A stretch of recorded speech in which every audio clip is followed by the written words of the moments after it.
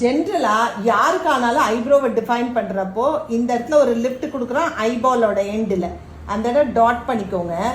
ஐப்ரோவை downwards எடுத்துட்டு வரீங்க. இந்த மாதிரி ஐப்ரோ ஃபினிஷ் பண்ணீங்கன்னா ஃபேஸ் வந்து ஏஜ்டா தெரியும். உங்க ஸ்கின்னை வந்து கீழே ட்ரூப் பண்ண மாதிரி பண்ணி ஐப்ரோ ஃபினிஷை நீங்க கீழே எடுத்துட்டு வர்றப்போ ஃபேஸ் ஏஜ்டா தெரியும். அதுவே லிஃப்டட் ஃபினிஷ் கொடுத்தீங்கன்னாக்கா ஃபேஸ் வந்து யங்காக தெரியும். ஸோ நெவர் எவர் கீழே இப்படி ஐப்ரோஸை கீழே எடுத்துகிட்டு வராதிங்க. ஸ்கின்னு ஏஜ்டாக தெரியும். ட்ரை பண்ணி பாருங்கள். ஜென்ரலாக யாருக்கானாலும் ஐப்ரோவை டிஃபைன் பண்ணுறப்போ இந்த இடத்துல ஒரு லிஃப்ட் கொடுக்குறோம் ஐபாலோட எண்டில் அந்த இடம் டாட் பண்ணிக்கோங்க. ஐப்ரோவை டவுன்வர்ட்ஸ் எடுத்துகிட்டு வரீங்க.